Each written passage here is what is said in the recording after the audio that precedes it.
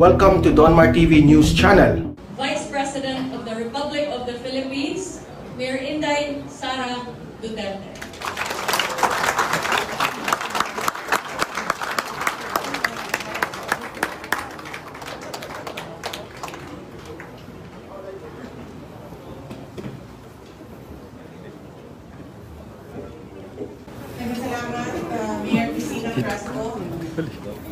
Ladies and gentlemen, maayong gabi sa inyong tanan. Mubo lang ako ang mensahe, unang-una ko sa pagpasalamat, no? Magpasalamat ko sa League of Municipalities of the Philippines led by Governor Chavit Singson sa inyong invitasyon sa ako dinhi nga motambong sa inyong meeting. Dako kayo ako ang pasalamat sa inyong gihatag sa ako ang oras o oportunidad na makaistorya ko sa inyo makahatag ko sa ako ang mensahe sa inyo Unahon ako ang sunod ako mao ang ako ang pag-explika sa inyo mubo nga explanation no kung ngano nagtindog ko dinhi sa inyong atubangan karon nga kandidato pagka vice presidente sa ato ang nasod. So ako ato ang 2019, doon na yung mga nagdugol sa ato giingnan ako nila nga ito Sara pag-andam kay padaganon ka na mo og presidente. So 2019 misulti na ko nga dili ko kay nato ko isa ka termino nga mayor, gusto na ako mahuman ang ako ang tanan projects nga wala pa mahuman. Kibaluman tanong mga mayor tatanan. Kibalutan nga kulang ang 3 years. Alanganin ang 6 years, kompleto na ginatanan by 9 years. So maong ito ako ang ginasulti permi sa mga grupo nga naghangyo nga mudagan ko sa national na posisyon. Niabot ang Enero, karong tuiga, ningon na pagpuusab, dili ko mudagan. Pag-abot og June o July, medyo intense na ang panawagan sa mga tao. Medyo nakabati na po og pressure. Mauto ningon ko nga, sige, istoryahan nato ang mga tao, mangunsulta ka sa mga tao. Kay dili lalim ang mudagan og pangulo, dili lalim. Kung mudaog ka, maluoy ang Ginoo, dili lalim ang trabaho sa isang kapangulo. Hatod naabdan ko sa naabdan na nag-istorya ang pamilya o nagsabot na isa lang ang mudagan na ang mudagan o national position sa amo ang pamilya. So nagkasinabot ni na ako mudagan o third and last term as mayor of Davao City.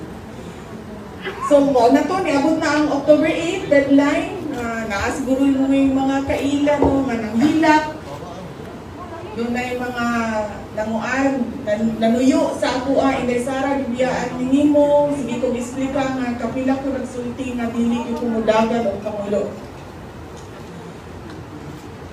Naka-feel na ko og samot pa nga pressure kadtong ginasubad ko nila. Sige lang, lagi kay buhaton para sa mo sa November 15. So ako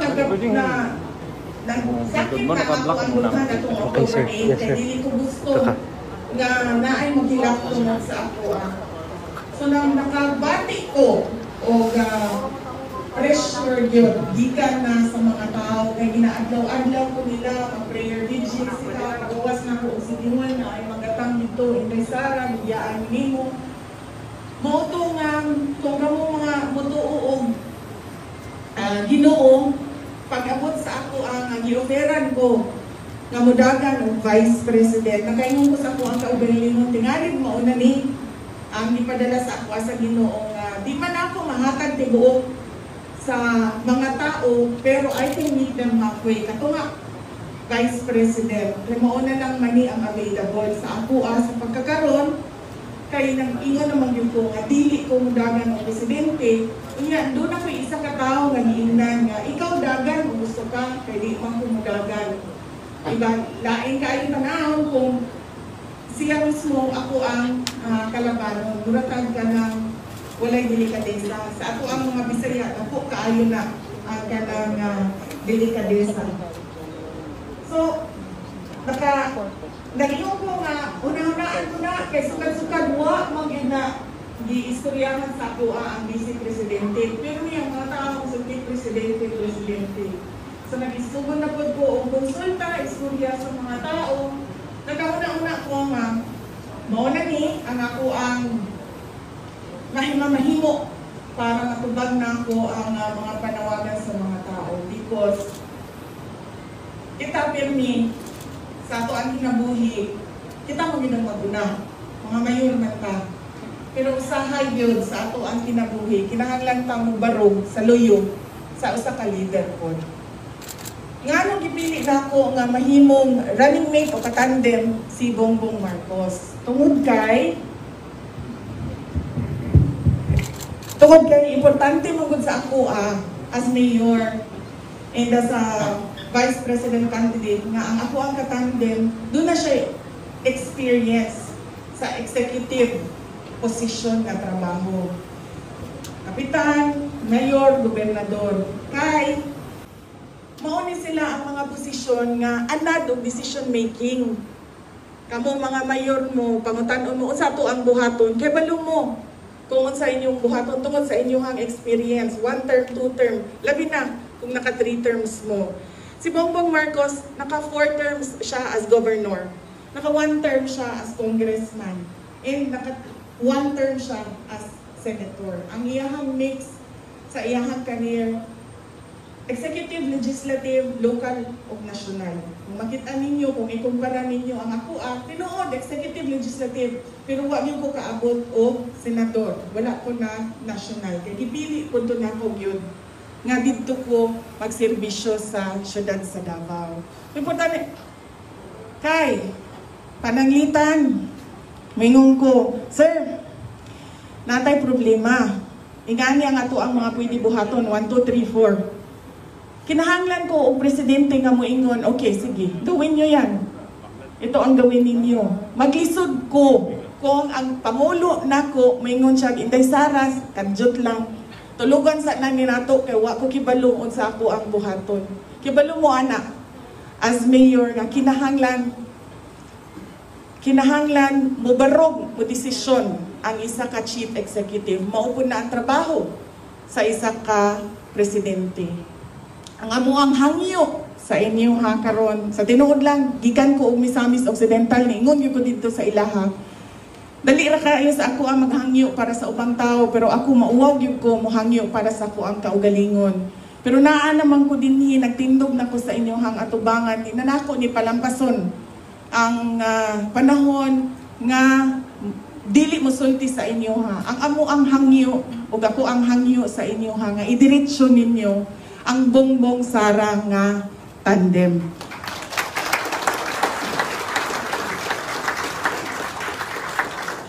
Tungod kay, ako wala man ko'y problema kung dili ganahan sa ako ang presidente. Tibuok naman ang ako ang pagkatao. Okay, balo ko kung unsa ako ang kaya buhaton. Uwingon ng presidente, ayun na Inday Sara, Bisaya, samok-samok ko na naging aware rin pangitaan na pirmi. Wala problema na sa kuan. Kaya balo ko, kung unsa ako ang pwede mabuhat, isip vice presidente sa ako ang nasod, bisan pa man, o dili ko barugan sa ako ang pangulo. Pero, ang ako ang hangyo sa inyo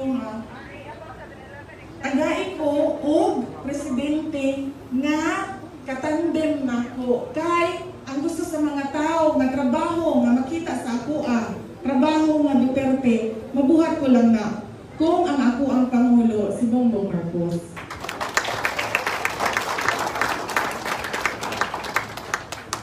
Ang ako ang mensahe, giablihan na ako o pagpasalamat. Ang ako ang mensahe, ako akong ending is pasalamat. Tanan kalimutan na ninyo ang ako ang isulti dinhi.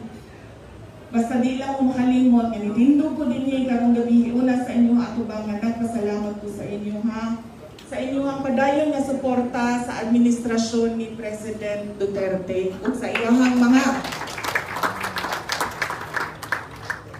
gibuhat para sa ato ang nasod.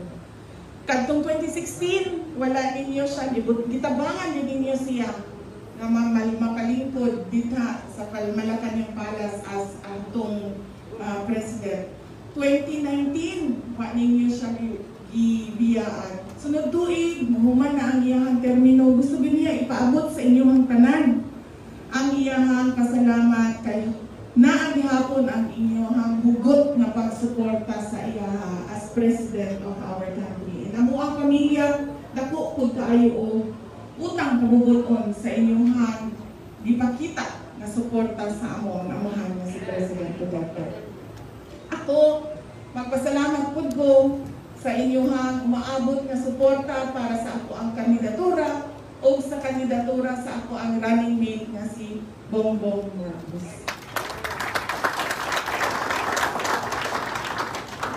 Sa bunako, daghang salamat kung maayong gabi sa inyong kanan. Daghang salamat, Mayor Inday Sara Duterte Carpio. Sa imong nindot kay nga mensahe, thank you very much. Once again, let's give it up for Vice Presidential Mayor Inday Sara Duterte Carpio. We would also like to acknowledge the presence of Cebu City Mayor Mike Lopez Rama.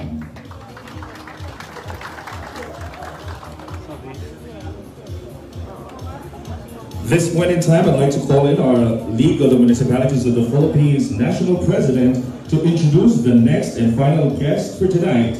Ladies and gentlemen, Mayor Luis Chavez Singson.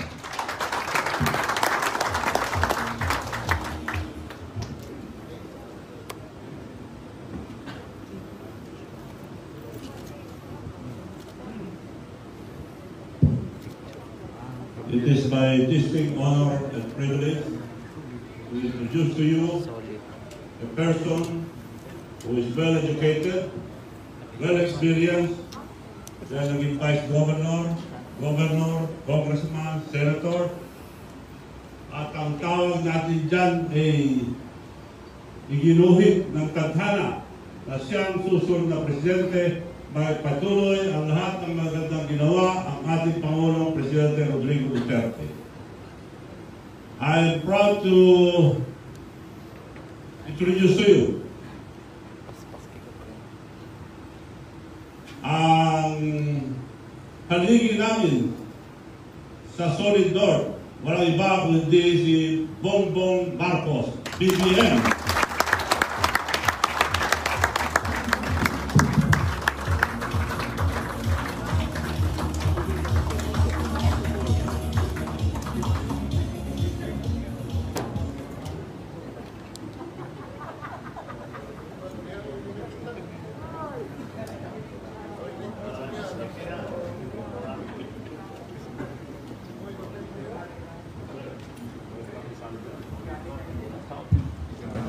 Stating na ako po ngayon, alam naman ninyo na ang inyong National President ng LMP ay isa sa pinakasikat na leader na nanggagaling sa Ilocanda.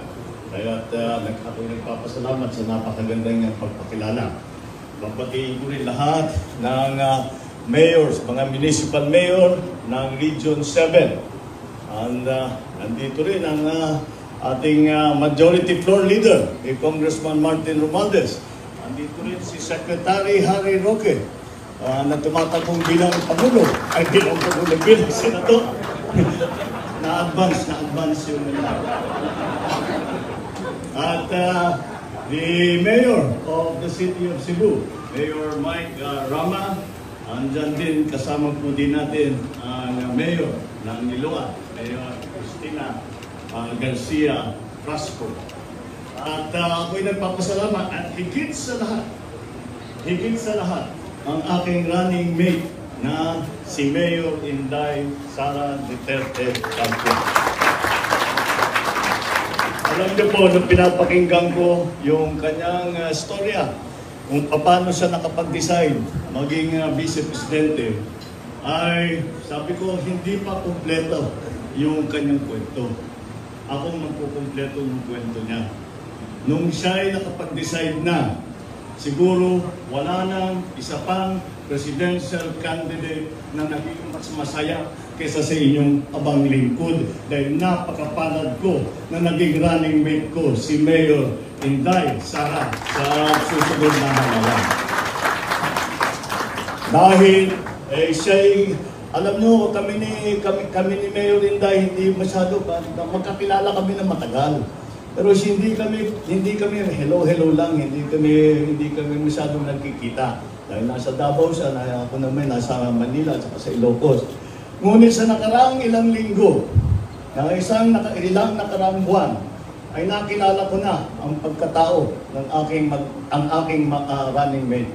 At siya ay isa sa pinakamahusay, pinakamagaling, pinakamasipag na public servant na nakilala ko. Kaya sinasabi ko, napakaswerte ako, napakapalad ko na siya ang naging running mate ko, napakapalad ko na meron akong kasama na naniniwala rin sa ating advokasya. Ang simbolo po ng aming pagsasama ni Mayor Inday ay isang malaking at importanteng simbolo. Dahil kagaya ng sinasabi sa ating mga publicity, sinasabi nagsama na, the North and the South have come together. Totoo nga naman yun. Dahil kami ay galing sa North. At si Inday Sara naman ay galing Mindanao. At talagang may ibig sabihin yung aming pagsasama. Dahil ipinagsasama namin ang buong Pilipinas. Nung ako'y nagdeklara, when I declared my candidacy for president, I spoke about a unifying leadership. And I spoke about a unifying leadership because I think that that is what is important and that is what is needed for the Philippines right now. Nakalubog tayo sa krisis ng pandemya, krisis ng ekonomiya, at kung minsan sa tagal ng panahon, magdadalawang taon na, ay parang nawawalan na rin, nasisiraan tayo ng loob. At nakikita na wala tayo nagsasabi, wala na tayong pag-asa. Dahil pagka gumagaling na, gumaganda, babalik na naman. At ito na naman tayo. Ang mga Pilipino, walang trabaho, wala silang pera sa mga bulsa, at hindi malaman kung ano ang magiging kinabukasan ng bawat Pilipino.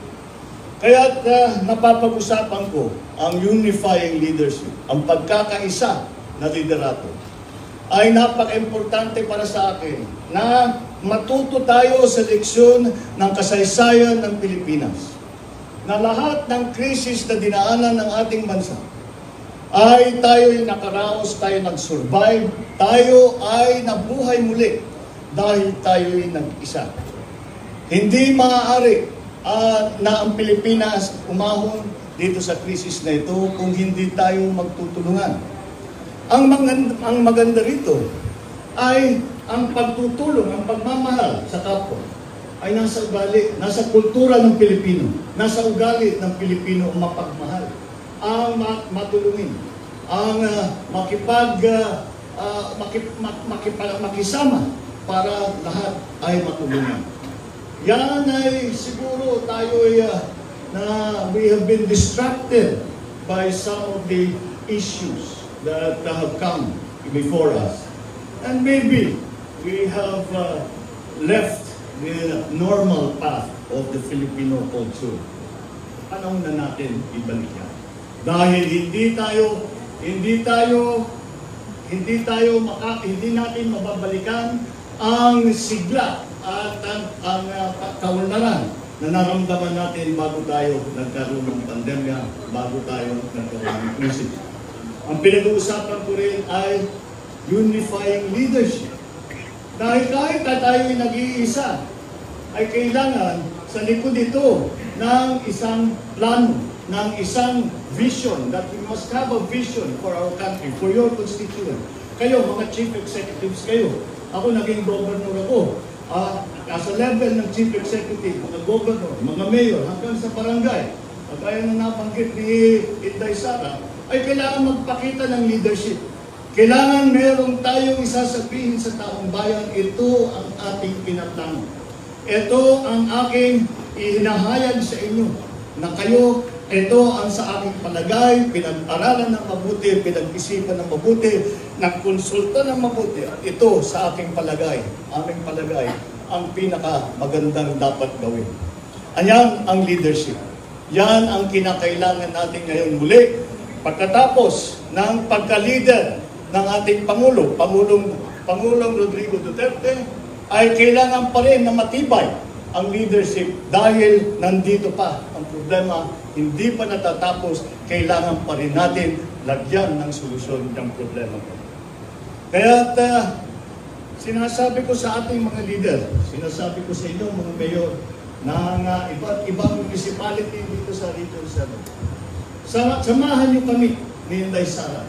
Samahan niyo kami sa aming ipinaglalaban na pagkakaisa ng buong Pilipinas. Samahan niyo kami. Join us in what I call the most noble cause that we can possibly work for. And nothing is nobler than the job of making our country better, making the lives of our countrymen better, at siguro naman, kahit papano, ay makadulot man tayo ng kaunting ginhawa sa kanilang mga buhay.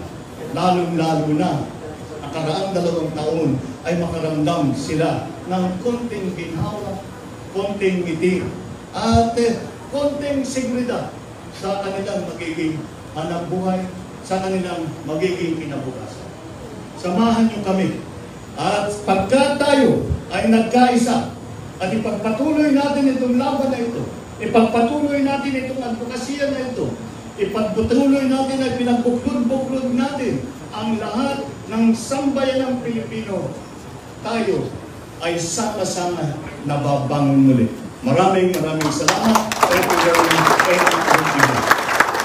Daghang salamat, Senator and Presidential Bongbong Marcos.